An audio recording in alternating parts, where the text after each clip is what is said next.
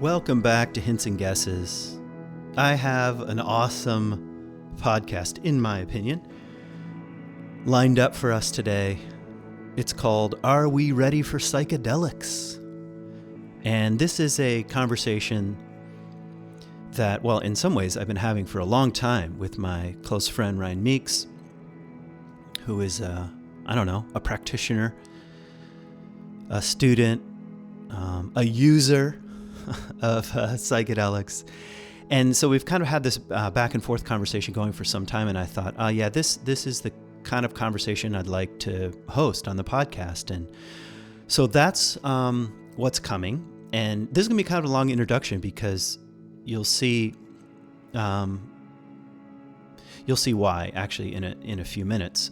I want to talk about maybe in more detail why I'm doing this podcast in the first place before I just hit play and we listen to our kind of unscripted conversation about it. First, a couple of intro things. I have an Israel trip coming up at the end of February, beginning of March, and I'm really excited about that. A church, mostly a church out of Minneapolis. If you are like a last-minute planner and want to book your own air, I can get you on this trip. There's still time. But that would be, kind of an unusual person who might spontaneously want to do something like that in a couple weeks and already has a passport. But I thought I'd throw it out there because it has happened in the past on one of my trips. So that's coming. And I'm really excited that to announce that I'll be doing something for the Dominican Center here in Grand Rapids on dreams. It's called Dreamwork and the Soul. It's a 2-day workshop, a Friday night and a all-day Saturday thing.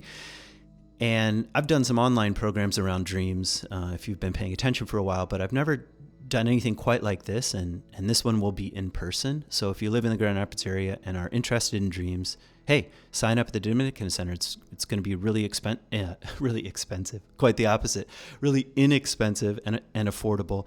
So if you're interested in dreams and how to listen to dreams, and or maybe you're a spiritual director or a therapist, or in the helping profession, and you'd like to be a better listener and would like to incorporate dreams into the spiritual conversation, then this is a workshop for you.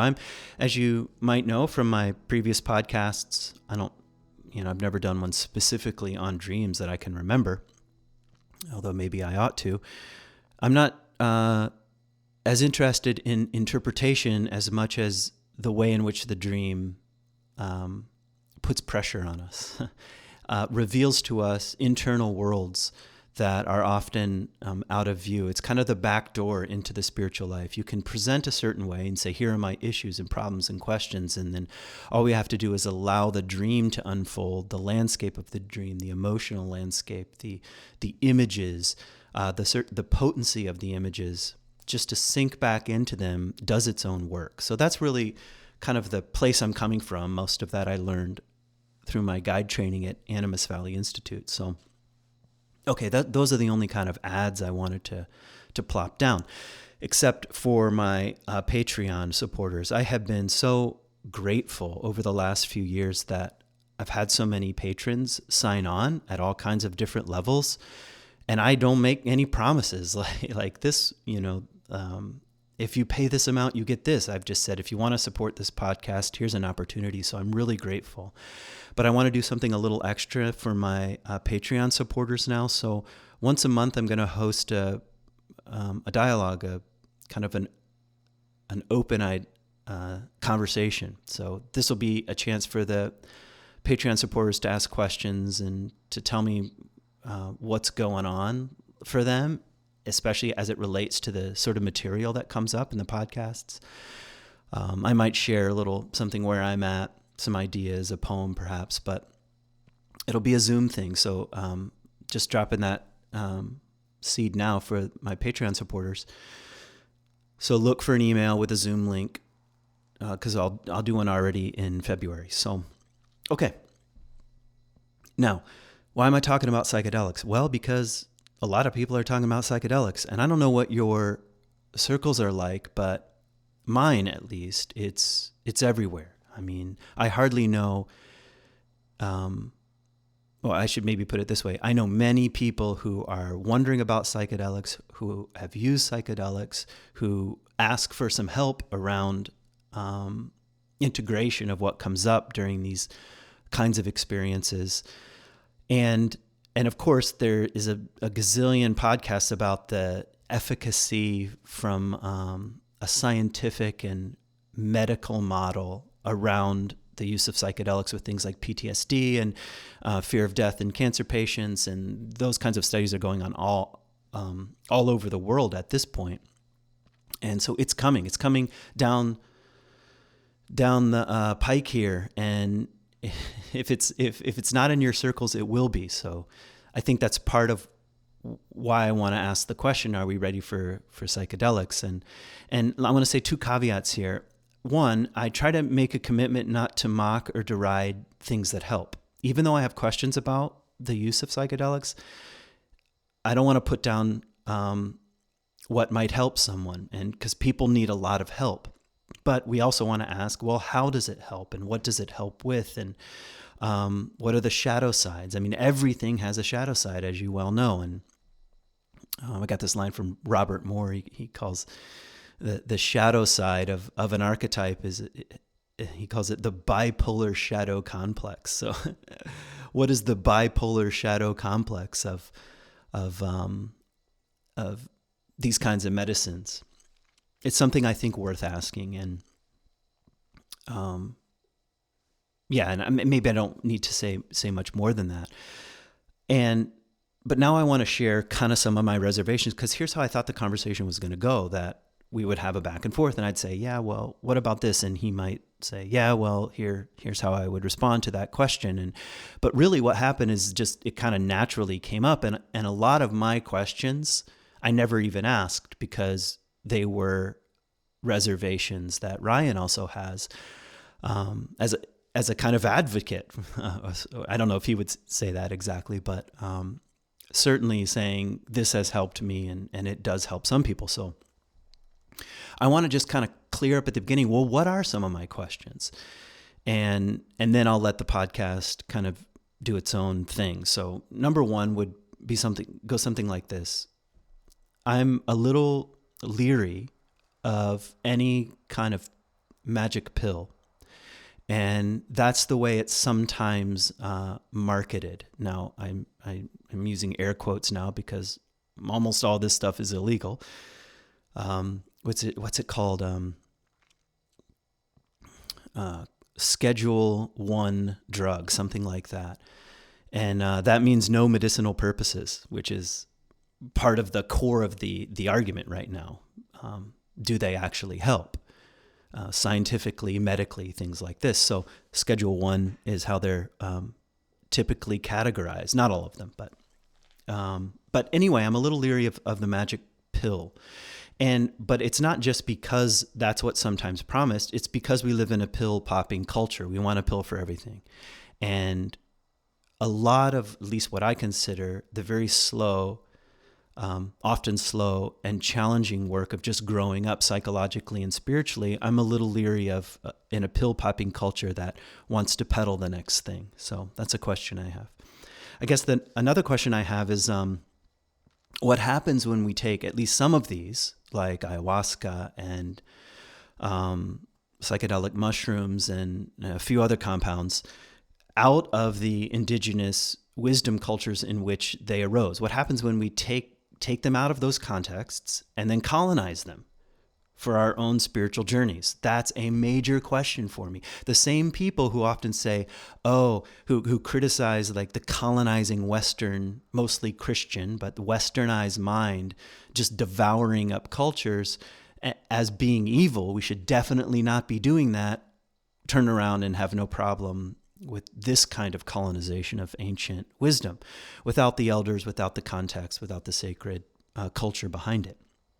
Which is kind of leads me to another question, which is context matters, like sacred context or medical context. What are we talking about here? And it's much, much safer to stay in the medical realm. Look, we know the science, we know the data. That's the kind of culture we live in. We worship at that altar. But I think these technologies, if that's the right word for it, have a sacred context, and what happens when we rip it out of the sacred context? What's lost, what's gained, that sort of thing. Notice I don't have I'm not trying to answer these. I'm just saying these are my personal questions.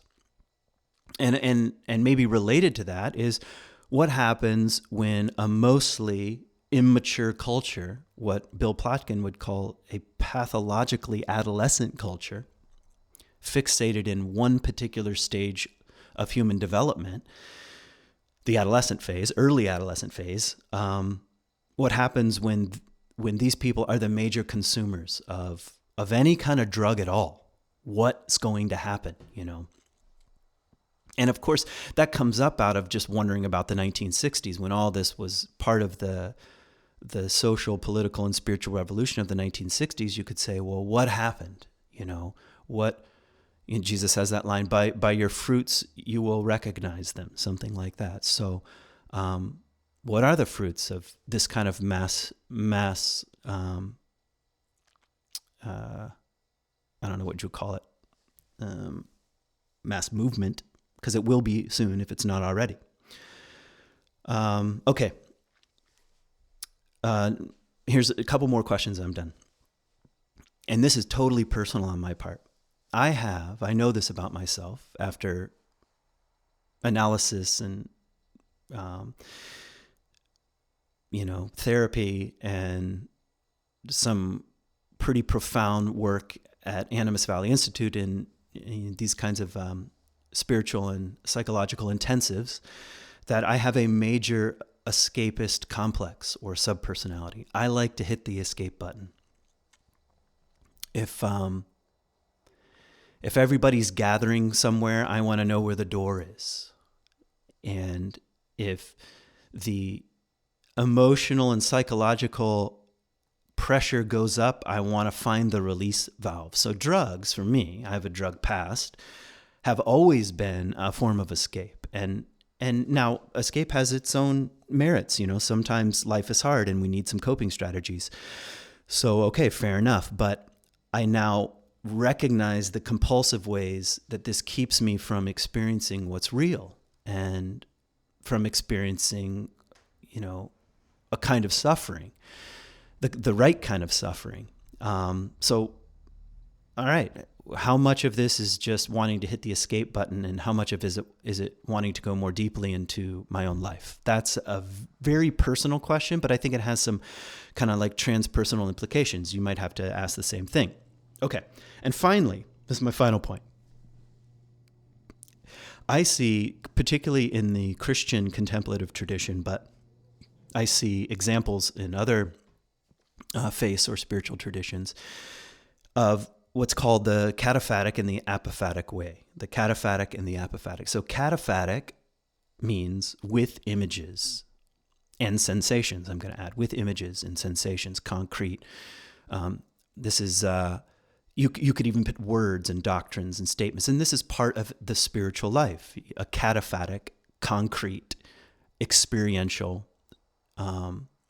spiritual life. The apophatic is the absence of images and the absence of sensations, the absence of knowledge.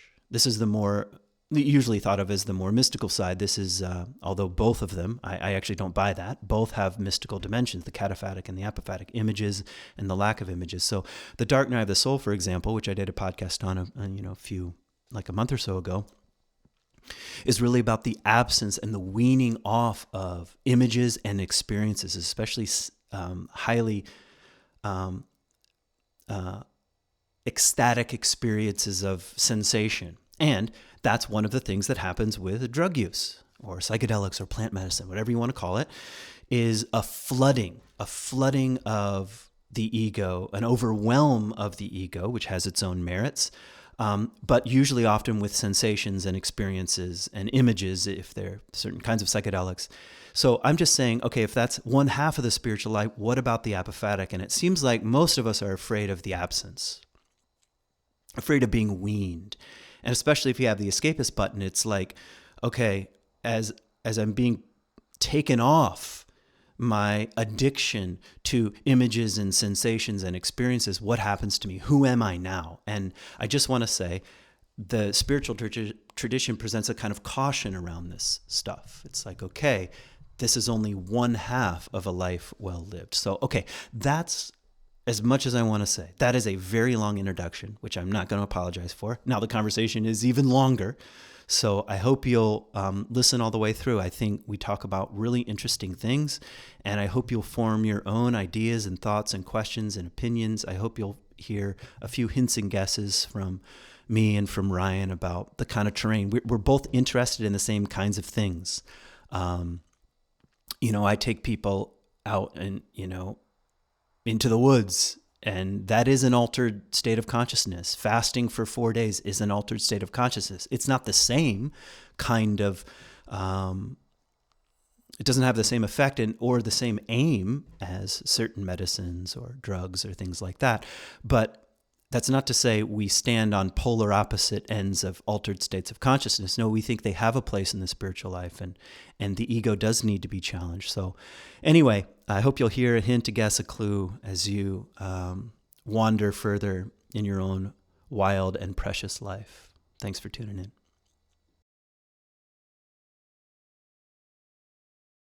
That's more fun. Okay. So I guess I can imagine, here's what I imagine. Okay.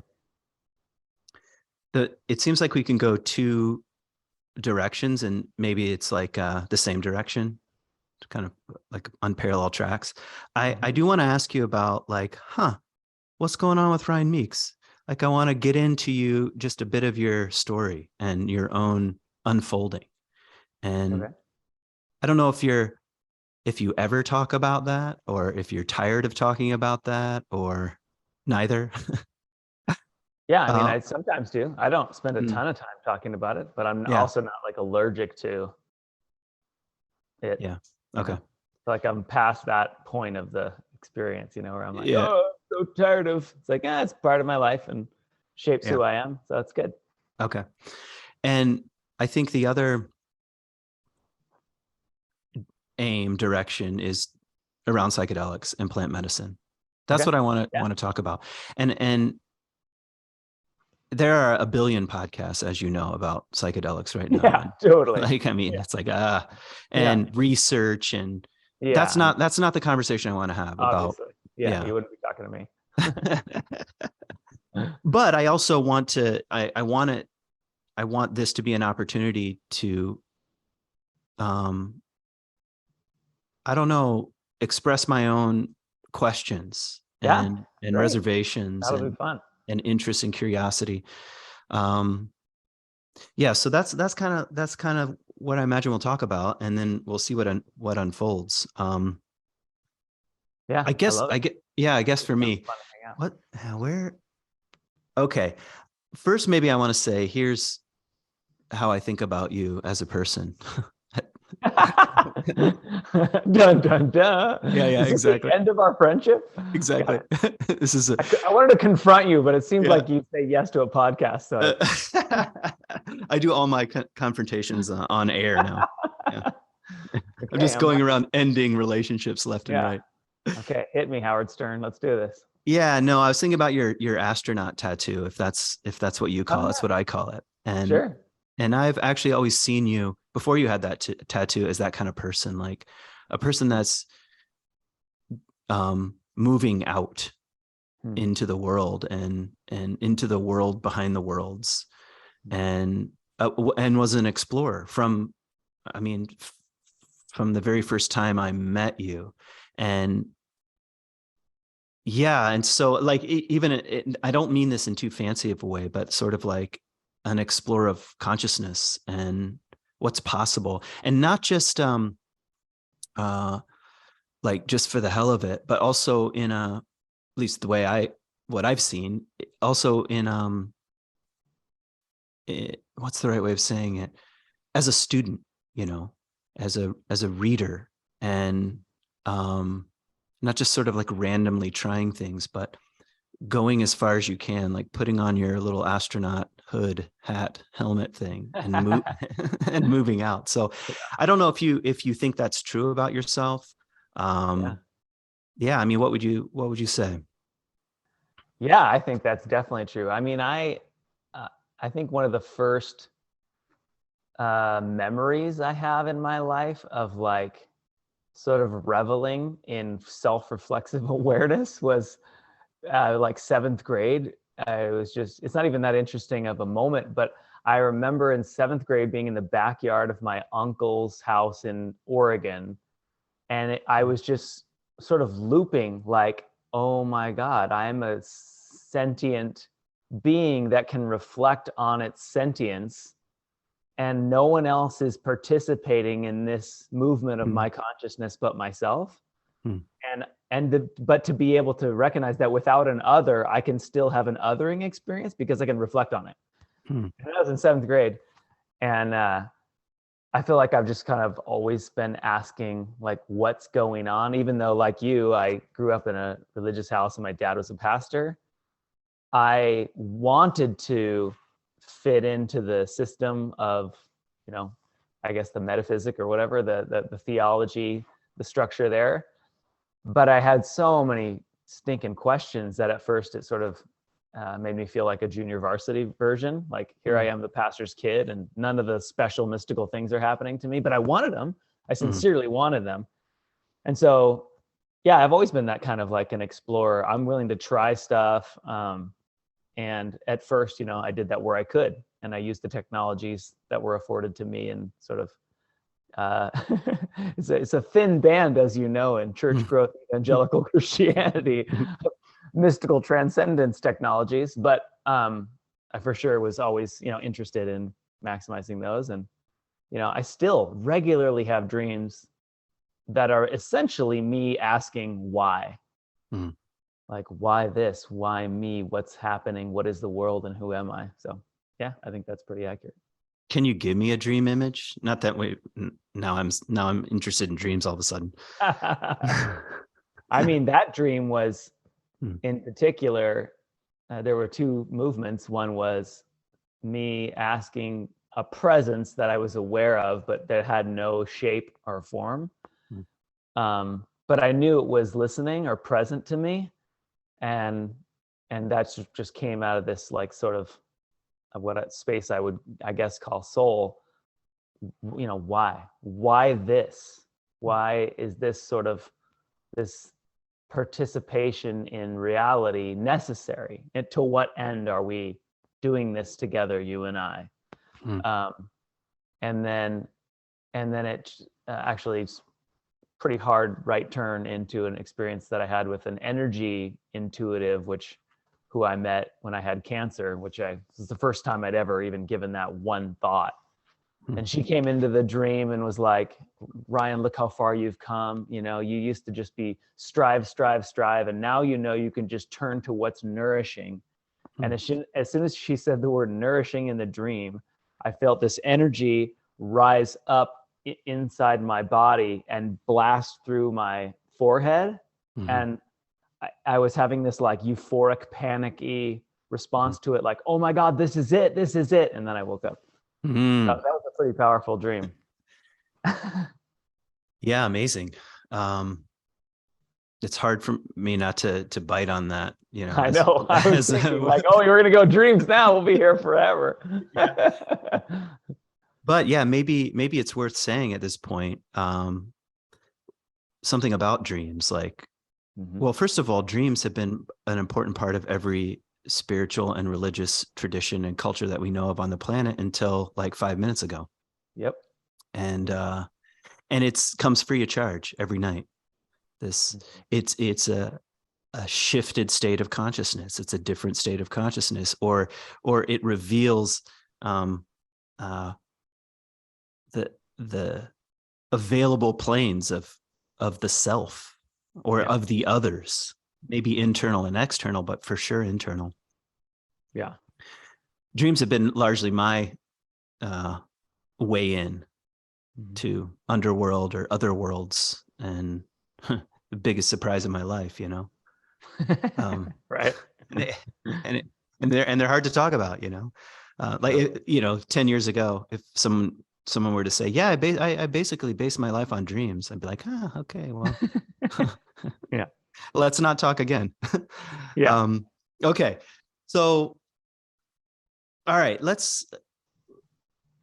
I want to ask you about a certain time in your life, like when you first encountered psychedelics or plant medicine. And I want to know what led up to that. Like, what was happening and why that door? And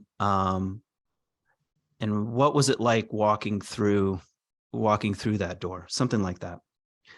Yeah. So I would start probably by speeding through high school and the use of drugs in a sort of an infantile, or at least adolescent way. Because it wasn't, I just don't think that it was the same thing as what we're kind of the conversation we're trying to have. So I had done, obviously it was drinking and smoking pot, and I did mushrooms a couple times in high school. But once I was, an adult, and I was sort of through the part of my story that's, really shaped around the mega church and my, what I thought was the sort of the loss of my faith. Um, Drugs came back into my life when it became legal again to procure cannabis in Washington State. And our staff, who many of them are friends of yours now, they were immediately like, "So we can smoke weed now, right? Because it's legal." And I remember having a couple of meetings, like, because this was a big question. And so, eventually we're just like, yeah, just like all the rest of our rules on staff, don't be an idiot. You could drink alcohol, and we're just asking you not to be a fool and hurt yourself or others. So that sort of opened the door for me. And that was the first time I was utilizing any drug for like some inner purposes rather than just, let's use this to escape. And then after I had cancer in 2017, or rather beforehand, it was my mentor, Bruce Sanguin, who said, "I think you're ready for ayahuasca." And I'd never even heard of ayahuasca. But I was in a sort of a very much a death season of my life as a pastor, and where I was at on my faith journey, that I was like, okay, I need to do this. And then actually you were in town a couple weeks later, and I had like that cold that wouldn't go away, and end up getting, long story short, getting diagnosed with Hodgkin's lymphoma. So the trip down to, it was going to be in Mexico to do ayahuasca, had to be postponed because they won't let you do it when you're on chemotherapy. So I had to wait a year. And then finally, when I was cleared, I immediately scheduled a high dose psilocybin journey with my therapist and mentor, Bruce Sanguin, up in Canada. And so I would say that's the beginning of my real thoughtful, more sacred approach to psychedelics. It started with a high dose psilocybin journey off of Vancouver Island in this little island called Denman Island. And it just absolutely blew my mind. What was interesting is that on the way out there, I was feeling like I was already experiencing an altered state of consciousness. It was almost like listening to a record backwards. When you hear a cymbal crash, it's like, and driving to this experience, I could feel this altered state of perception, altered state of awareness. And I don't have any explanation of how that functions, but by the time I had taken, I think that time was 3.5 or 4 grams of what's called golden teachers mushrooms, and it just completely reoriented consciousness for me. I mean, it's always funny of trying to hear people describe what these altered states feel like, but for me, I remember spending much of the time thinking, this has been available all this time and I haven't taken advantage of it. It was so much of what Christianity had promised to me, this ability to commune with what felt like ultimate love, or perfect communion with ultimacy. And the fact that I could schedule it for a particular day, like I'm going to do that at 3:00 on Friday, it just, like, I was reeling for weeks and weeks afterward. And really, in that experience, I made the decision right then and there. I have to know how far this goes. How far can you push this? What if I took 7 grams, you know? Yeah, big surprise. Big surprise that was your conclusion. Yeah. All the Enneagram people are like, he's an 8, you know? Yeah. So yeah, that's the beginning. I mean, I can stop there and just say that I knew then and there that this was for me, and that this would be a part of my practice, and further exploration of consciousness. And, you know, before all that, it was like Lectio Divina and centering prayer. And I was using whatever technologies I could get my hands on. And of course, meditation for a long time as well. But this was like, oh, here we go. Like, this is the super highway lane for this stuff. And I'm definitely going to push it hard. And I did. And I spent really the next 12 months doing as many drugs as I could. Yeah. And what was that like? What was happening to you? And I mean, all these, I can't remember the way Terence McKenna words it, but it socially laid down tracks of thinking, like constructs and structures of thought, would just melt away and no longer make immediate sense. You know, I would find that most of the ways that I had agreed to think and be and organize myself and my relationships were just agreements, you know, that I could either continue or not. And many of the things that we sort of take for granted just started to seem like arbitrary. And the ability to feel things that I had only intellectualized was, I mean, euphoric. To actually love myself instead of know that I should love myself, or that would be a really great way to be a better, you know, husband and father and friend. But to experience the feeling of my belovedness, and I don't know where to locate that. Like, I suppose a lot of times people say God, like I could feel that God loves me, but I'm sort of agnostic on drawing those really clean conclusions. But it was profound, and it helped me see things I couldn't see. Like LSD specifically sort of breaks through layers of denial. And so you got to be careful, like what you're doing and who you're around. Like if you're on a high dose of LSD and you're around someone who you haven't had the courage to tell yourself you're done with that relationship, you might notice really powerfully, like, get me the fuck away from this person. Like I cannot stand the energy of this exchange. So, you know, just a lot of like eureka, sort of like, aha, I get it type, I don't know, revelations that would come through for sure.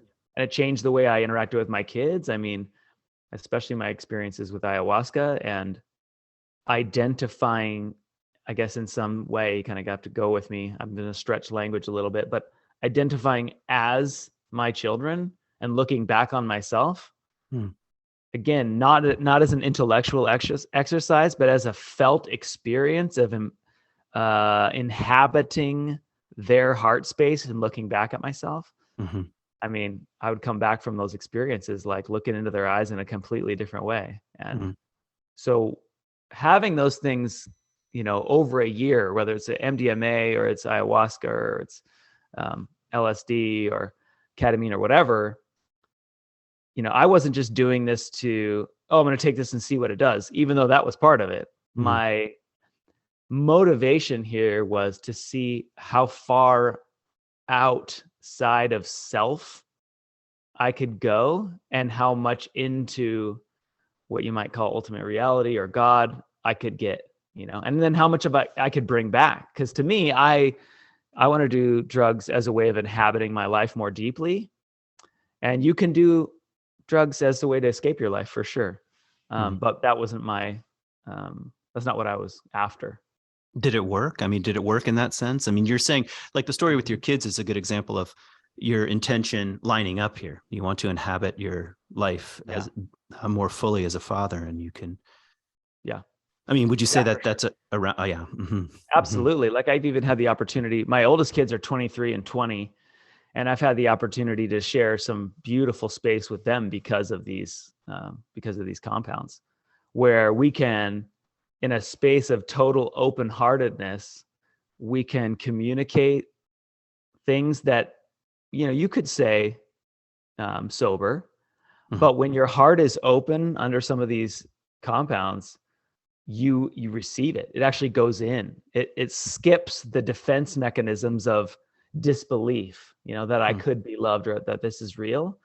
And the conversations we've been able to have together, I mean, especially with my oldest daughter, because there's something very, unique about being an oldest. I'm an oldest. I know, parents are cutting their teeth on the learning experience of raising a child. And, my daughter and I got to talk through like real stuff, like about things that hurt her and, what her experience was like when I had cancer, and to have those kind of heart-to-heart conversations where there was nothing in the way. There was just truth and acceptance and love and compassion. Those are invaluable to me. And so I'm deeply grateful for what these drugs have offered. Yeah. I want to go back to cancer for just a second. Yeah. Were you afraid to die when you got diagnosed? Yep, definitely. Yeah. I always love when people say they're not afraid to die. I say that sometimes. Sure, you're not. Here, Yeah, I'm going to give you some 5-MeO DMT, and we'll find out if you're afraid to die or not. So you don't know. Yeah. So I was afraid to die for sure. One, I was, I don't know, I think 38. So it was just like this, almost like this betrayal of my own body. Like, what? Like, how could you do this to me? Like, I'm 38. I have 4 kids. This was in 2017, so they're much younger. And so there was like the fear of like, oh, I didn't get to do, what I wish I could have done. I thought I had more time. And so there were one of the gifts, we talk about it a lot, Michelle and I, was the urgency that comes online. And it's like, fucking live, dude. Like there is, and everything that isn't of absolute importance just burns up like straw. I don't care. Like bitterness or being grudges. It's just like, I don't have time. I forgive you all, not because I'm like a spiritual giant, but because I'm not going to waste my time trying to get what I think this person owes me. Like, it's okay. I don't have time, And so that was a beautiful, beautiful gift. But for sure, I remember crying, holding my wife and I, just holding each other on the bed, just being like, okay, we can't future trip on the worst case scenario because right now we're together and I can feel you and I can kiss your lips. And if we live in that fear, we won't be here. And this is real right now. So yeah, I guess that was a long answer to, I was afraid to die. Yeah, no, I'm not even sure why I asked that. Only maybe just because of the relationship between plant medicines and fear of death. Yeah. But I was in and out of your life during this whole time period. Oh yeah, and for sure. It was amazing, really, to be around you, and there was a sense of urgency and a shedding, like just dropping things left and right. Yeah. That was inspiring and also slightly, frightening. I was doing my own dropping of various things as well. We're good companions for sure. Yeah.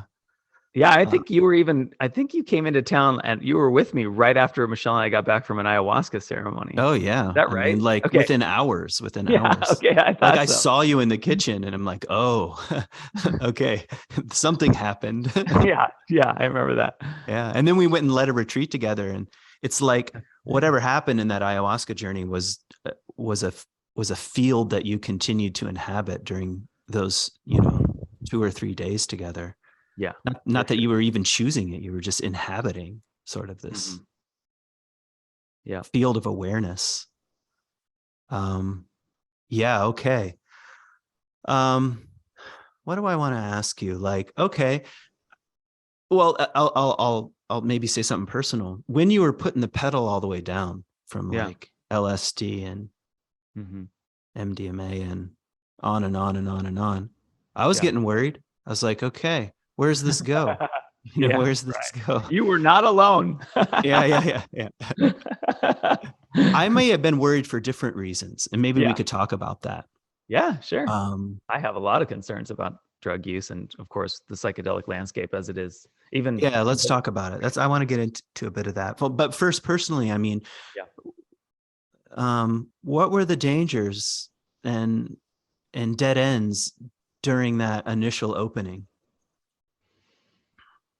Well, there's a couple ways to answer that. Like, was I aware of them? Is that what you're saying? Or do you mean in retrospect, looking back? I guess I'm kind of saying in retrospect, because at the time it just sort of felt like, I'm going to see how far this goes. And, and I might die anyway. So yeah, exactly. And even when I got cleared from cancer, it's like, you're not cleared. Like they were like, okay, we can stop chemo and you're going to get blood work every 3 months. And I mean, you and I was pastoring for 20 years. I saw a lot of people go into remission and then die 2 months later. So even in, 2018, when I was like, definitely not in any treatment at all and had my port removed and stuff, like that lives in you, right? It has, what did they say? Rent free, that sucker's there, and it's not going away. And still, even today, it's there at a certain level. So, but I think I had less than maybe another person, even someone as, perhaps as iconoclastic as me personally, as a personality. Because of the cancer, I was like a little more cavalier than maybe the average yokel. So, but looking back, like, like you said, I love to read. I mean, I think probably 90% of those books are psychedelic books that I've read in the last, few years, because I just had to not just do the drugs and see how far I could go, but read everything I could get my hands on. And, there's a lot of ways to get off the rails, in my opinion, on this. And one would have been if I had had myself or a family member had a history of schizophrenia or, some sort of psychotic breaks or suicidal ideation. Yeah. And then, but even that, I'd be based on the literature. There are categories of people that they say shouldn't do it. But there isn't any data that is really supportive of that. It's just that when they run like the clinical trials, they don't allow those people even into the trials. These people shouldn't do it, and we don't want to find out. So it's not really fair to say that the research is a little loosey-goosey there. But there is enough to say that, like, especially in the work that Roland Griffiths has done, God bless that guy, he actually just is dealing with the terminal cancer diagnosis. So there's definitely reason to, be cautious, because you are messing with your consciousness. But that said, like, there's no lethal dose of LSD. Like you could do a sheet of acid and have like the hardest fucking 24 hours of your life, but you can go to work, like you drink a half rack of whiskey, you can kill yourself. And of course, coming off of alcohol, you have like massive withdrawals, and that's not true with LSD. So there's a lot of stuff that the DARE program that I grew up in and the war on drugs has there's a lot of mythology that's misplaced. And yet in the midst of that, there are some concerns about how far and how fast you push, so that you can hang on to, I'll just say, the ego, because the ego is a good thing. I think you and I share that perspective. The ego is a friend, an ego. You don't want to be just like sitting cross-legged at the street corner for the rest of your life. You got to pay the bills and, perhaps raise a family and such and so forth. And then early on, I wasn't really aware of ways to test my drugs. And that's an easy thing to do. I mean, there's a million ways to do that. You can buy test kits on Amazon. There are places you can send samples to at festivals now. There are oftentimes places where you can have your drugs tested. So, but back in the day, I was just kind of pretty trusting, and I was very careful with where I procured them. But that's another thing, I mean, a lot of the there's a lot of like sort of a media frenzy right now around fentanyl. A lot of that is misplaced because of the ways that, coroners are either trained or not trained in specific places. So when they say they died because they had fentanyl in their system, that's not actually true. A lot of times people have a ton of drugs in their system. Mm-hmm. But anyway, there's a lot to say on that, but there are obviously physical concerns, neurological concerns, purity concerns, and then I guess psychological and mental health history, familial history concerns. Mm-hmm. And then one of my sort of rising discomforts with the psychedelic world these days, and all that I've seen over the past few years. Again, I'm not a researcher or a therapist. I'm an ex megachurch pastor who's just been pretty public about his drug use. So, so take this with that large grain of salt. But I see that there are people who just so desperately need to believe in something that the absolute mind fuck of a transcendent vision that's real. I mean, these are real transcendent visions of whatever, of unity. They're subjectively reality. Real. Yeah. Yeah. There we go. Yeah. That people can get like seeded with ideas about a metaphysic. I see like a lot of like psychedelic dogma rising up in these weird spiritual communities. It sort of dovetails with a lot of this conspiracy theory sort of prototypical person who everything's a conspiracy and everything's an unsolvable problem because of Satan pulling the strings or whatever. So because you go into this space of like, let's even call it archetypes or causal layers of reality in the psyche, people can kind of sort of sell their mind down the river and get a little untethered. And thankfully that didn't happen to me. I mean, I think there's certainly part of my personality is skepticism. That's what eventually led me out of Christianity. But that's a big one. I see that a lot. And there's a lot of like really weird, unhealthy groupthink, really culty groupthink that happens in some of these, especially the group circles where people like do some kind of psychedelic and then they all talk about what happened. We already know psychologically that is a ton of pressure to fit and conform. And then there's a lot of like,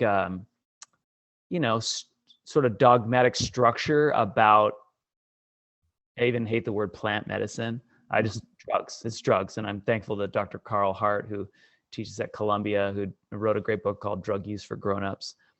And there's a little side that the psychedelic exceptionalism, like psychedelics are plant medicines, they're not drugs, is really unhelpful language because it's just drugs. They're all drugs. And this is a relief to hear. Yeah. It's another way to, basically say white people drugs are good, keep penalizing what other, I'm not saying that only white people do psychedelics, but you might notice in the psychedelic world, you're going to see a lot of whiteys. Okay. It's a cracker barrel of people in the psychedelic community. And so, that's a little bit of an aside, but I think it's important that they're all drugs and we're taking them to augment our experience of our life and to transcend, just like someone would want to transcend with a joint, transcend the day, transcend the stress, get into their body, or, whatever it is, cocaine or even heroin. 80% of heroin users are not addicted. There's a lot of bad information out there that has led people, for good reasons, I think, to say psychedelics are special. And so let's be okay with this. And all that does is further stigmatize other drugs and the people who use them as those are the bad druggies. And, whereas 20, 30 years ago, you do psychedelics and you're persona non grata at Thanksgiving, but now you're caring about your mental health. Yeah. Oh man, you opened up a lot of little windows there. Yeah. Um, okay. Yeah, what do I want to ask you at this point?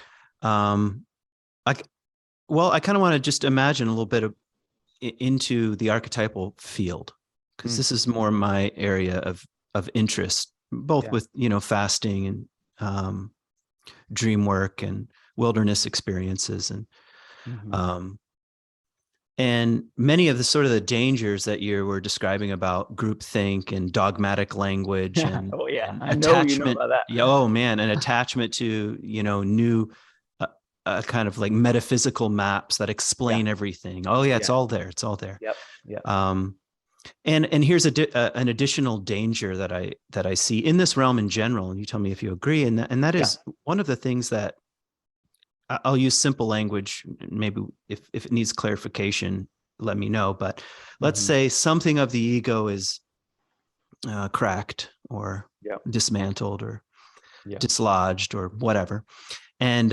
into the deeper realms we go, into the unconscious, Hmm. and what we meet there though is not personal. It's personal and not personal. Maybe it's both. You meet the personal unconscious, and Hmm. you meet the transpersonal unconscious. You meet the very energies, the very things that people describe when they talk about mushrooms and the interconnected web and feeling a part of that. And it's true. It's true whether you're conscious of it or not. But it's also true that those energies are wildly other as much as they are connected, and they Hmm. have a kind of life force of their own. I mean, this is the birth of the gods and goddesses in a way, and they're Hmm. powerful beings.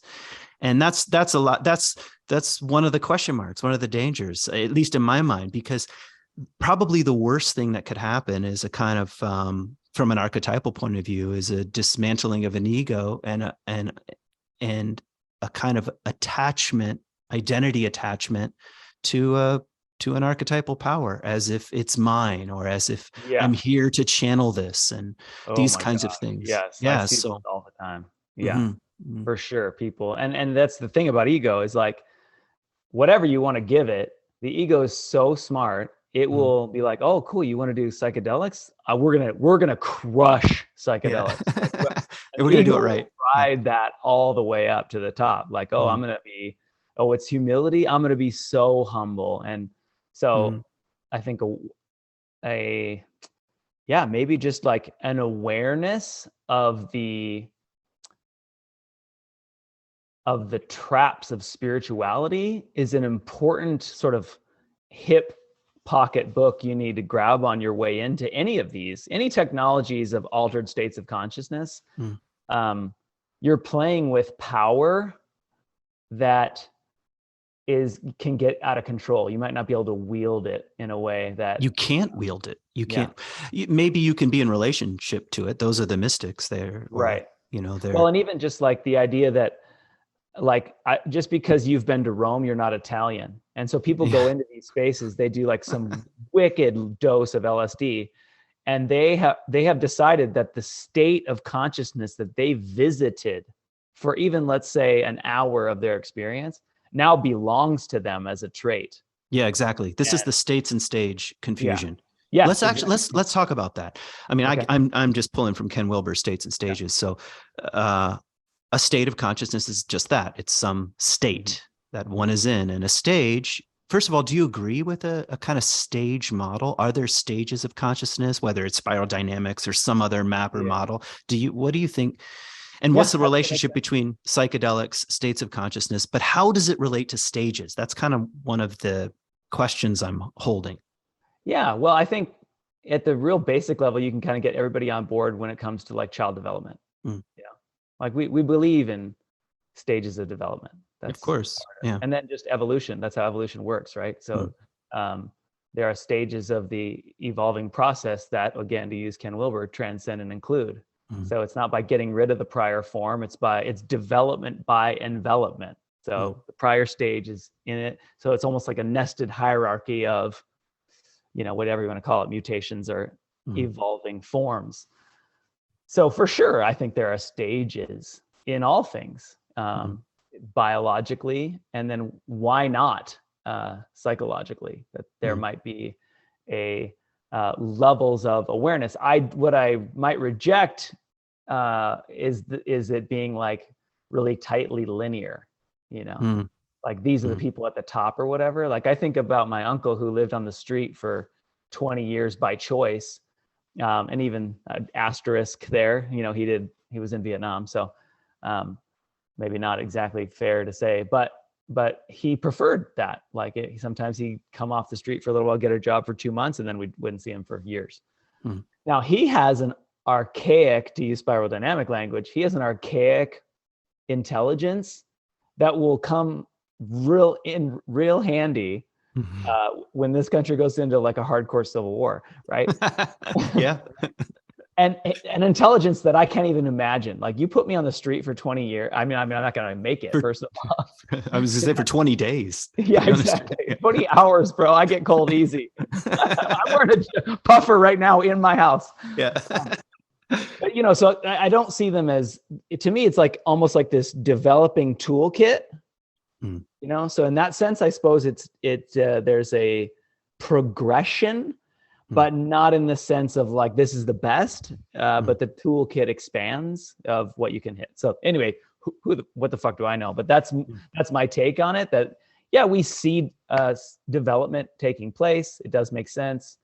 I mean, it's a foundational part of my psychedelic paradigm that, you know, the same healing intelligence that's in the body is in the psyche. That's a really important part of like how I work with psychedelics, so that we let the unconscious lead the process, because it knows what to do. In the same way that if I get like a cut on my wrist right here, I'm not going to like, my ego's not like, okay, make a scab. You know, it's not straining to do something. The body has an innate intelligence. And so it is with my sort of contention is that same intuitive healing wisdom is a part of the psyche. It's moving everything toward wholeness, or what stands. Yeah, that's what tropic.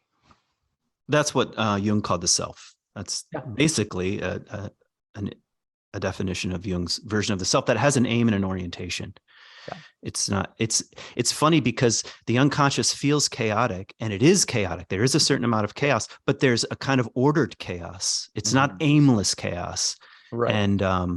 And it seems to be oriented toward increased wholeness and transcending and including and growing up and outwards, or however you want to, you know, put it. Yeah. And because it's whole, it's going to express itself both, in the traditional masculine and feminine. And for a Western Cartesian post-Copernicus worldview, you know, that's really irritating. Yeah. Yeah. We're like so masculine, so linear. Yeah. So it feels like, oh, that's a bunch of nonsense, you know, imagination. Yeah, exactly. So we're going to always struggle with that as Western folks. What about, I mean, to speak about wholeness for a moment, what about up and down? I mean it in the classic sense that upper world is the realm of spirit, underworld is the realm of soul. We don't have to get into definitions right this second, but just in the loosest and middle world, this is a kind of trans historical frame. Drug use, where is it taking us? Where are we going? Upper world, underworld, both? What kind of experience is this? My surmising around that would be, it depends on the compound. Like they're doing different things. My experiences of things like ayahuasca and mushrooms, you know, and again, I'm speaking in radical generalities, and there's so much we have yet to learn about what's happening in these. But my experience is very much a down and in movement. And so to use, you know, like what you referenced, you know, spirit, soul on that continuum up and down, maybe the language there would be more soul. It's like about particulars and about going into yourself. And so that's a generality that I would say that I've had on, you know, more traditional plant psychedelic. And then something like LSD has more of an up and out energy to me. So maybe on that map, you know, it's more into, you know, ultimacy or spirit or God or whatever language you're putting on the north axis there. But because dose is a factor, you take 10 grams of mushrooms, I don't know, you might be ping ponging between those two, because I've definitely had experiences of unity. Well, you know what? Even in that sense, though, on really high doses of mushrooms, the unity still had particular. Whereas on something like 5-MeO-DMT, 5-methoxy-dimethyltryptamine, which in the natural world is called Bufal varius, it's the toad one, toad venom. That's like straight to the all, it's way out past the self. So yeah, I think that there's probably, the Shulgins who synthesized a lot of these compounds, and I think maybe they both have passed away. I know he did, have written extensively on sort of the characteristics and properties of a lot of these compounds. And I think both are represented in the literature, both spirit and soul, to use that frame. So yeah, I guess the answer is both. And there are tendencies. Yeah, it's tricky.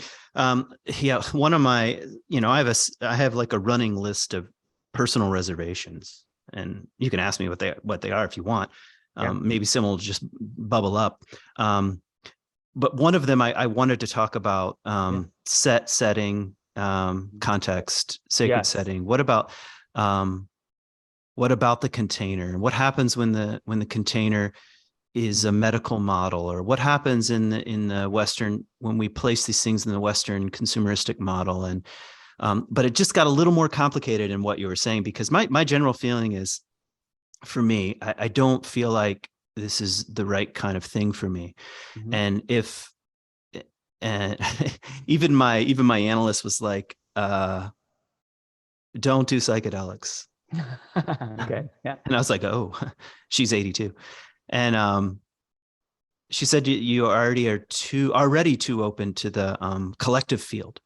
Now, she might be wrong, or she might just be messing with me too, because this happens in analysis. It's not like therapy, it's like pushing that's going on. No, I would agree with that. Yeah. So, but in any case, what was becoming complicated is, my general feeling is, if an elder came to me and said, so I don't even know what I mean by that exactly, but that kind of context, and said, here's a ceremony which we invite you into, and I feel called to it. That feels different than a therapeutic setting, or someone that just returned from the Amazon 5 minutes ago and is a shaman. Chad. Chad the shaman. Chad the shaman. But you're also talking about chemicals that have been isolated.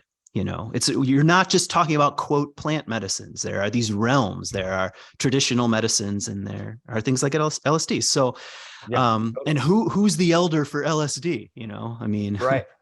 Yeah, there's a lot of some are held really. I mean, I've done ayahuasca a number of times. I don't ever facilitate ayahuasca. I feel like it's really clearly held in an indigenous tradition, and like you, I worry about some of this context stuff. Like ayahuasca, these are traditionally happening in communities of people who live their whole lives together. They're small communities, and so there's already the idea of integration is a big deal right now in psychedelic land, and it should be. I'm not disagreeing with that, but integration is a solution to ripping these out of context, and more importantly, out of community. And then there's this bullshit community. Here's my soapbox on this bullshit community that gets started because people do drugs, have like this amazing cathartic transcendent experience, and think they're a community now. And that's not a community. A bunch of strangers who don't know each other, who do something really intense, may have almost a trauma bond. Sure. Like, wow, you just survived, you 9/11 fell down next to us. We're strangers on the street. We have a bond. That's not the same thing as what these have been traditionally held in ayahuasca. Yeah. Interesting. So, flying to Peru and meeting like oh my gosh, my best new friend in the world. And then you're out, there was the accountability, the context for, again, integration. Well, when you're already integrated, there's no special class of integration. It's like, see you next to my hut tomorrow when we both carry wood, whatever. So yeah, there's a lot of concerns. And I want to speak to, I think, the wisdom of your analyst, because I do think I spend more time telling people not to do psychedelics than I do helping people do them safely now. Mm-hmm. Yeah, I was going to ask you, who's it for then? Who's it for? But keep going. Mm-hmm. Well, I just wanted to say that getting an idea for whether this person, what they really need is to get out of themselves, or whether they need practices that keep them here a little more, right? We all tend to be somewhere on the spectrum of, kind of head in the clouds. Me and you can sort of like go off into the abstraction of the worlds that we like to sort of chat about. But some people, it bores them. The people who are not listening to this podcast, for instance, sometimes they need an experience to sort of like get them out of the sort of cul-de-sac of self and like take a breath and, oh my gosh, I'm more than this little personality. And for those of us who spend a lot of time out there, we need to be a little bit more careful. Like, I'm pretty much a lightweight these days. Like, what I used to take when I would do high dose psychedelics, I don't need to push that hard anymore. A little bit, and I just launch out of here. And I've definitely had some guidance from people who really know their stuff around this, that they're like, yeah, just, you be careful, be more and more careful, because you can just go, you can just leave. And gosh, there's so much to say here because of an experience I had a couple months ago that was a non-drug experience. Yeah, go ahead. Well, yeah, so my favorite experience is that 5-MeO-DMT, which is the synthetic form of the toad. And the reason for that is ecologically, it's really harmful to be farming these toads. They're already in a tough spot and being encroached on every day. So I do synthetic 5-MeO-DMT, and the experience of just getting blasted out of the self into the unity has been some of the most like healing and mystical experiences of my life. But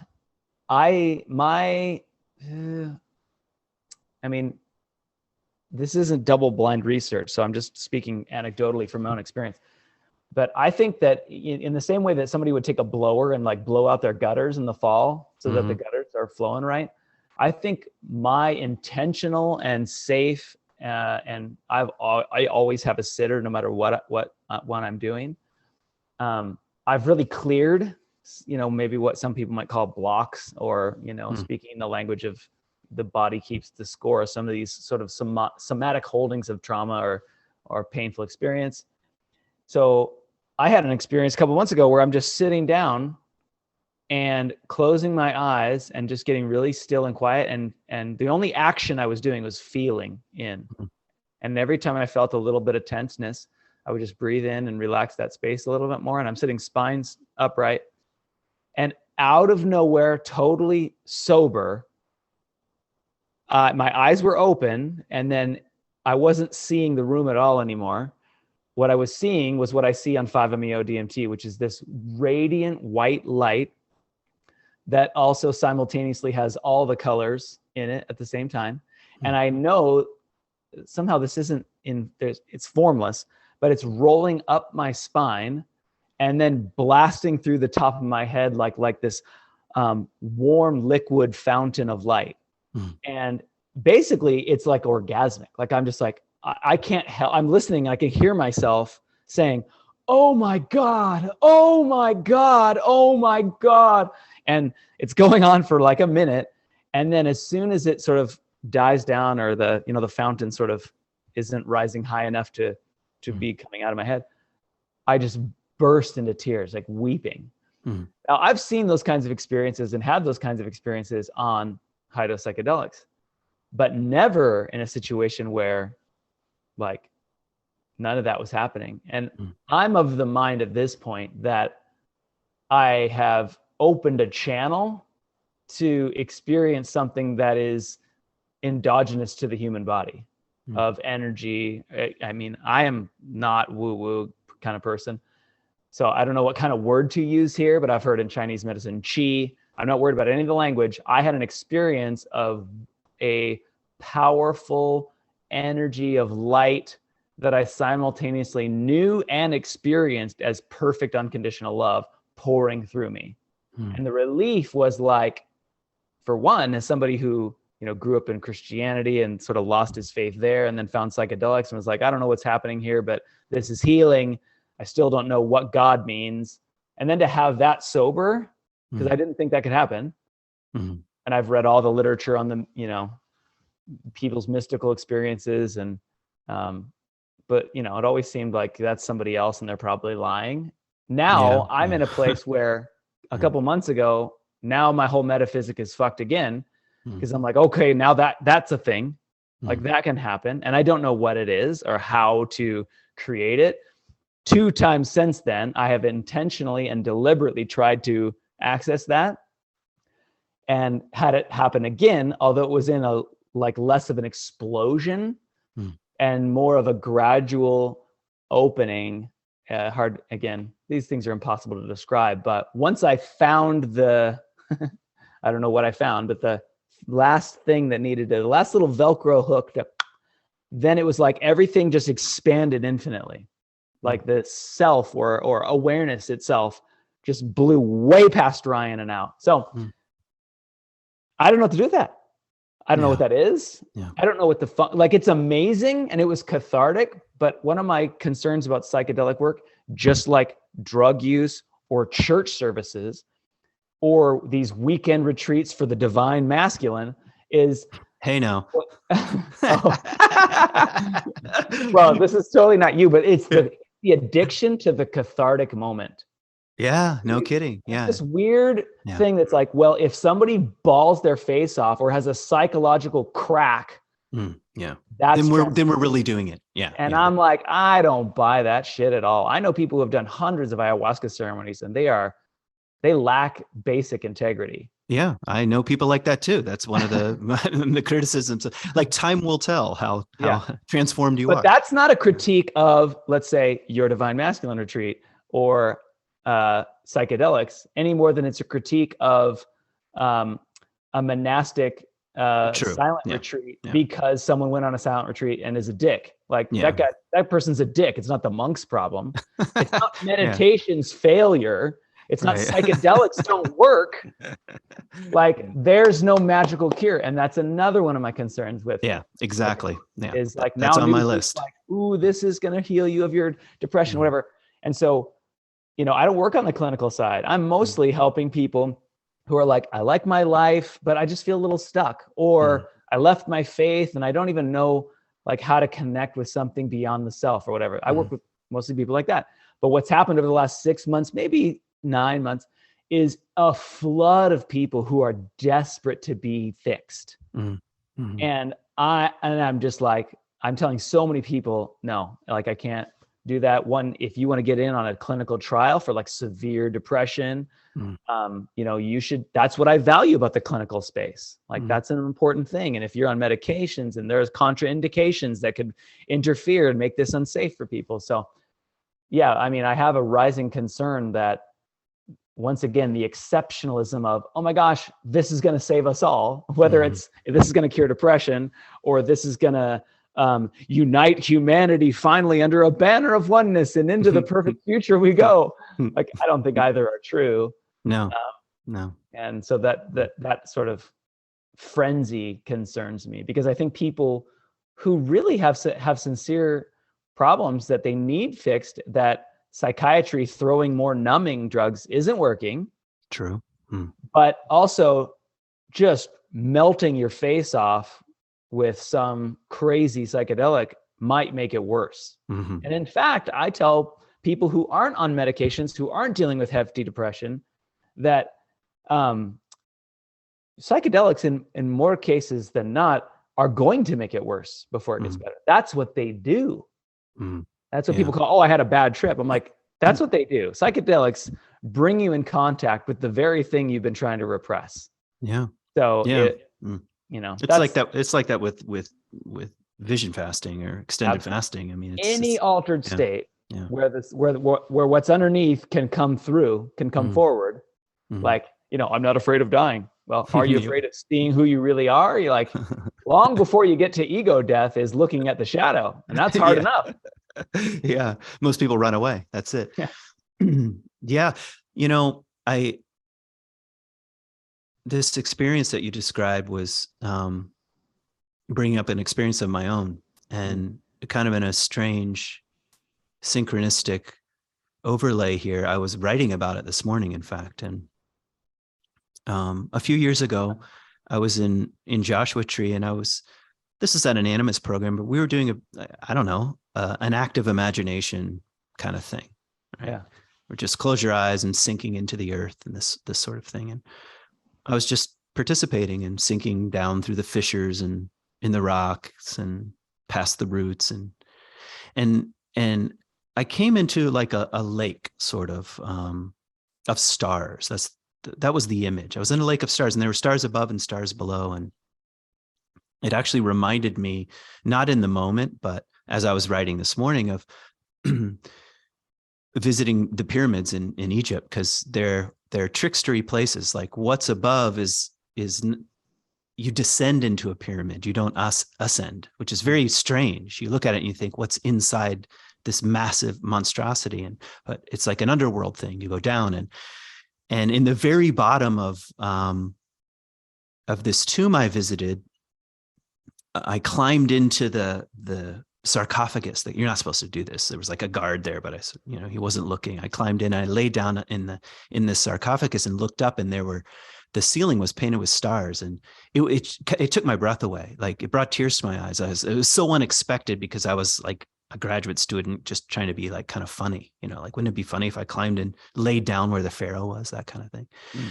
Anyway, this just, I wouldn't call it an aside, but it was this kind of thing. I was back in that space, stars above, stars below. And I felt like a kind of mummy that was sort of wrapped up. And I kind of half had a thought, and the thought was something like, this is what people are talking about when they say things like,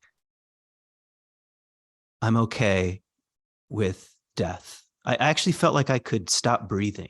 Like it's as if I had conscious control over it, which sounds sort of like a little insane, but I was like, oh, I could stop here. I could cease, and it would be a kind of rest. That was, it was a kind of half conscious thought.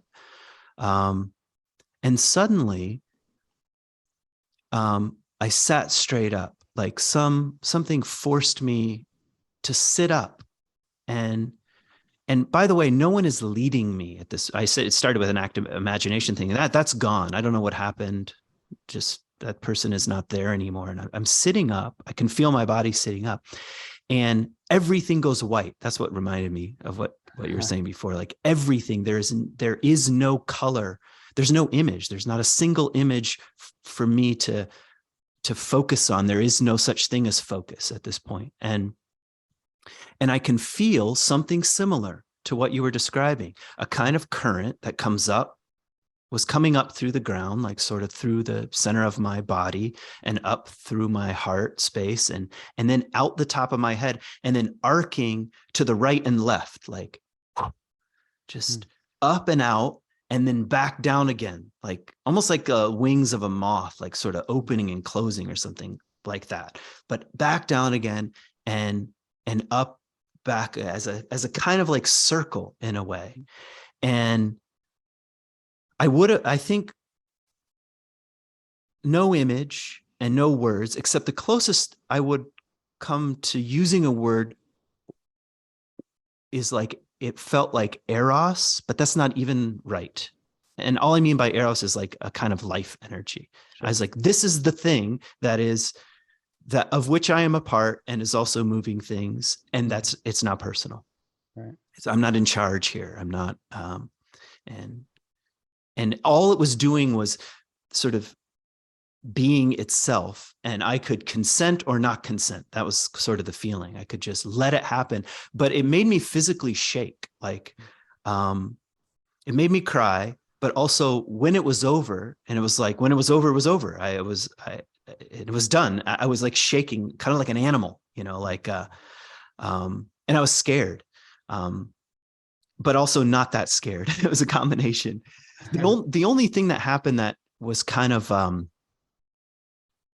funny is right at the end, right as I was coming out of this space, I heard a crow or a raven land in a tree near my head. Like, I think it was actually there. It's not like I was checking, because I could hear it's like little guttural sounds, like, oh, they make these weird noises, and I felt like it was saying we're all going to die, and which made me smile a little bit. It made me smile. And then it was over.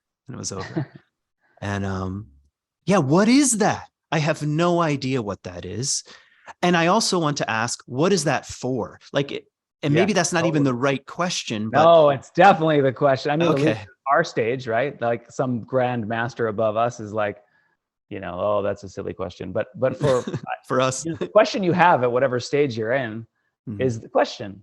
Mm-hmm. And for sure, like, because of how we've both seen, whether it's in Christianity, the catharsis being equated with the transformation, mm-hmm. we're skeptical, even of our own mystical experiences of absolute transcendence.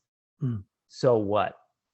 Yeah. And I think that's an important question, because I mean, I've scoured, like I've read a lot on the Kundalini, and it sounds a lot like what I hear being described about Kundalini energy. But again, after having grown up in places that tell me about the Holy Spirit and all these things, like I'm seeing these things sort of map on, in a sense, not that they fit perfectly, but that like everyone seems to be describing an experience that it's familiar. Like, this is a thing that people have had, and there are various technologies and ways into this. And at the most basic level, it's a positive experience that you would like to have again, I'm guessing. Yeah. I don't have again is an odd way of putting it. I'm not sure. I don't know if I need another one. I mean, no. I don't mean need. Would you be like, oh, that'd be cool? I would enjoy like feeling that again at some point. I would be open to receiving that kind of gift. Yeah. And great. That's about all I would say about it. It also, it's funny because now that I'm talking about it, it feels like it comes with some responsibility.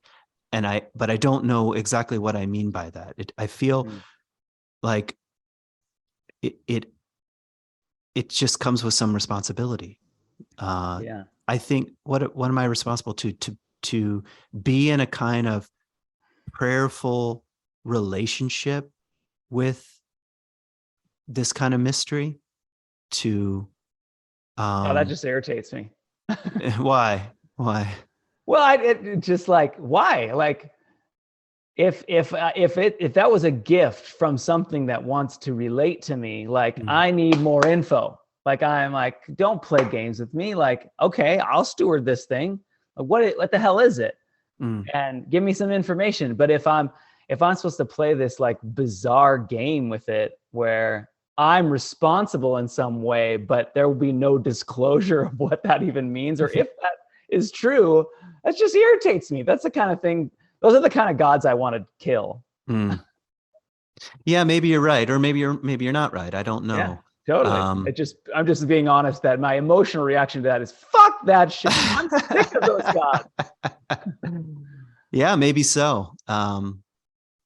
Yeah, but I think I felt like, what's that Latin phrase?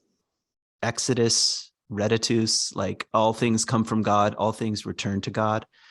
I mean, what I mean by prayer is just posture. That's all I mean. Sure. Like, who am I marching around the world? Maybe that's what I mean. That's what I'm responsible is to quit marching around the world like I know what I'm talking about, or something like that. That's fair. That's fair, because I feel that sense about my own life. Like, that's why I keep asking why, because I want to, I want to take responsibility for my life. So I think I can make some room for that. Yeah. Because we had this experience of grace. Even, I mean, I've reached out to like people who I respect as spiritual teachers who are even in traditions I don't have a lot of information about. But in most of them, if I put them all together, what they said was that was the experience of grace, and you just had to be grateful for it, which still is not enough for me. It bothers me, but I can see what you're saying there. Yeah, and also I don't want to fall in love. One of the things I learned this year from St. John of the Cross, so he's the one that has the Dark Night, Yeah, absolutely. And and this is relevant to the terrain we're in anyway. Yeah. So the way he describes the Dark Knight is not what most people mean by the Dark Knight, which they mean is kind of like, I felt low about my worldview collapsing. Okay. Yeah, totally. What he says is that God begins to wean us from God. And that I think is the phrase that is so troubling. And he also says, of all images and of all sensations. Now he's a monk, so it's like they're already oriented toward the letting go of things. But I just wonder, what is that? I mean, that seems like two poles here. If drugs and psychedelics are a flooding of sensation and experience, there is the opposite pole, which is the Dark Knight.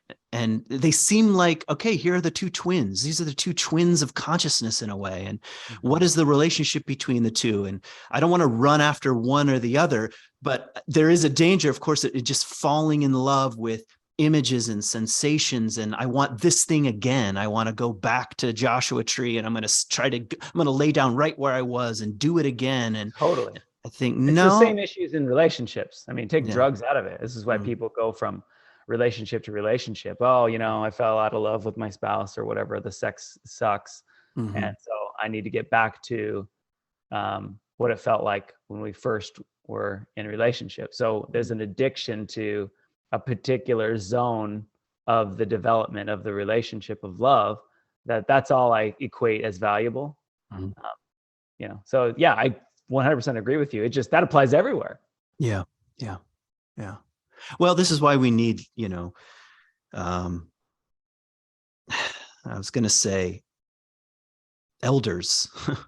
Yeah, for sure. And structures and institutions. Exactly. Because we're opening it, it's Indiana Jones at the end of the movie, and we've opened up the Ark of the Covenant, and everyone's faces are going to start melting off. Dude. Yeah, exactly. There's no container. Yeah, because we've so valued individualism, totally. And even our spiritual journeys now are just so like, whatever, my thing, it's not about anybody else. I got to just take care of me.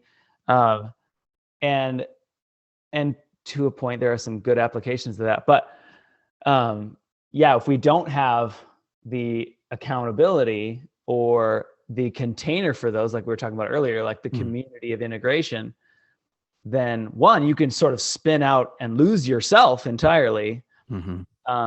And then the ego can ride that all the way to the top and realize, oh, I haven't gotten anywhere. I just inflated my ego with transcendent. So yeah, there's definitely some room to grow as we tear down all these institutions that once held life and culture.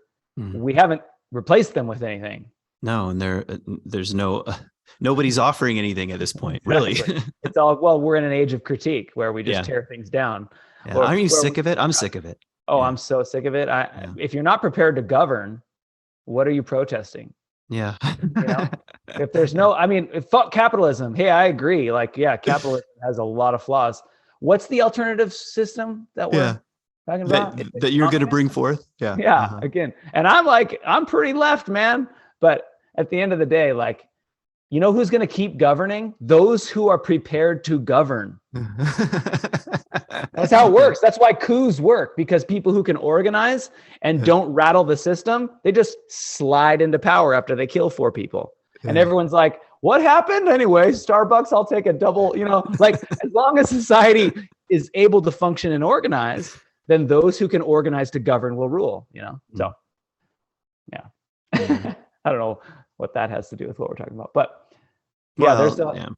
there's a lot of room for the development of institutional containers for us to be able to steward these in a good way, because psychedelics are great. I think they're definitely going to help people. I mean, I've worked with soldiers and people with PTSD and sexual trauma, amidst all the other kind of people that I normally work with, and amazing stuff. I mean, amazing healings, and people who had nightmares their whole life since they were little kids. Now they're in their 30s, and since a deep journey, never again. Like, that whole thing just gone. So I believe in the capacity for the goodness that comes out of these, but I'm also aware that, there's 2 sides to a blade, and there's some wisdom and some, like, we got to be careful and go slow. And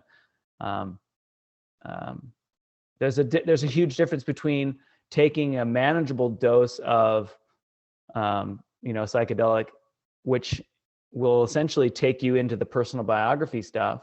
And then what we've spent the most time talking about, which is the high dose stuff that can take you into these transcendent places. I mean, a lot of people will just do mushrooms and like cry about their divorce and move through some grief and maybe feel like the lights were sparkling and that's it. And they're like, wow, that was really helpful. Like that was like a really good therapy session. So it's hard to talk about psychedelics because everyone's saying psychedelic and they mean this vast array of different compounds that do totally different things, that last for different lengths, that come in various purity levels and have certain structures or no structure at all. Like you said, who's the shaman of LSD? And then of course ayahuasca is firmly rooted in a tradition. So it's a chaos right now. Yeah, no kidding. Yeah, well, I mean, it's like the Egyptian myth of writing. No, of Osiris. There's the dismembering of the father, and he's scattered to the underworld, and then Isis has to come along and find his penis essentially, and try to reconstitute what is fragmented. And out of that is the birth of Horus. That's the Egyptian eye, the falcon. My main point is we're in the age of the dismemberment of Osiris. That's what we're in. There's actually there is some Isis feminine energy roaming around seeking the dismemberment, but mostly it's just a celebration of the scattering to the winds here. Yep. Okay. Yeah, it's like I was thinking about the one-eyed prophet who comes up with writing, and what he doesn't see is that this isn't about memory. This is actually going to erode memory. So every new technology that comes online is the loss of something else. Oh, yeah, no kidding. So oral tradition to the religions of the book. What did we lose there, right? Yeah. So here's this new technology, or a re-emerging technology, at least in the West, Western, so-called developed nations. Now we're like, oh, look, we found this new thing called altered states of consciousness that every culture in human history has prized beyond measure. And for the last few hundreds of years, we've institutionalized people who had those. Now we're finally going, there may be some value here. And it's important as we embrace a technology that we be able to see through both eyes. What can this do? Just like AI, what can AI do? What can it undo? Yeah, beautiful. Okay. I'm feeling this is like a good place to hit the pause button. Anything you want to say and that's a good concluding image. Anything else percolating here? Yeah, I think that's a strong close. The only other thing that I didn't mention that it's a small detail was access is an issue. So that's one of the last sort of chaos points right now is access and the cost. It's going to be, of course, socioeconomically and racially, there's going to be a divide in access. And because of what it takes to do psychedelic psychotherapy, I mean, it's a lot of time. My mentor says, if you want to be a good psychedelic psychotherapist, you only need two things: a lot of time and no ambition. And he's dead on. But what that means is it's a ton of time. And so if you're going to have, I think the best case scenario is you have a male and a female sitting. That's just really costly. And so my concern right now, that's even making me consider, I'm going to get out of this completely. I'm going to keep doing drugs, but I don't want to work for rich people who want something to say, a story to tell when they go to the Hamptons this summer. Like if people need these drugs and access to this, but if you need an extra 6 to 12 grand, I mean, this is just basically, we're like, yay, psychedelics, rich people get to use them. Yeah. So that's definitely a concern. Like justice and access is a big issue. Okay. Thanks, Ryan. Yeah, man. Thank Love you, man. It was fun. I love you too. I love that we're doing this because this gets me hang time with you. So yeah.